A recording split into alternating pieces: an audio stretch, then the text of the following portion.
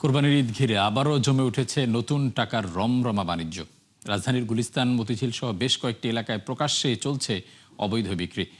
নতুন টাকা কিনতে দ্বিগুণ দাম পরিশোধ করতে হচ্ছে ক্রেতাদের। বিশেষ করে নতুন ৫ টাকার নোটের বান্ডিল বিক্রি হচ্ছে ১,০০০ টাকায়।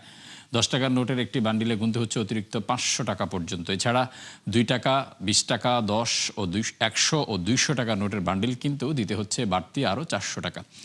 পরিবারের ছোট সদস্যদের আনন্দ দিতে ব্যাংকে নতুন টাকা না পেয়ে অনেকে বাধ্য হয়ে বেশি দামে কিনছেন এসব নোট। বিক্রেতাদের দাবি, ব্যাংক কর্মকর্তাদের মাধ্যমেই তারা নতুন নোট সংগ্রহ করেন। এছাড়া সারা বছর বিভিন্ন উৎস থেকে সংগ্রহ করা নতুন নোটও ঈদের সময় বিক্রি করেন তারা। নতুন ৫ টাকা হলো আমরা ১০ টাকা পিস বেচতেছি। এটা ৪০০ টাকা। নতুন ১০ টাকা ৪০০ হাজারে। এটা ব্যবসা না, এটা ঈদ উপলক্ষে জনগণ খুশির জন্য নেয়, এটা আমাদের জন্য এটা কিনি। ব্যাংকে বলে নতুন টাকা তো নাই, পুরাতন টাকাই দিয়ে দিচ্ছে, কিন্তু হচ্ছে ঈদের আনন্দ, ধরেন ছোট বোনদেরকে নতুন টাকা পাইলে ওরা খুশি হয়, এই কারণে ৪০০ টাকা বেশি দিয়ে এখানে নিতে আসছে।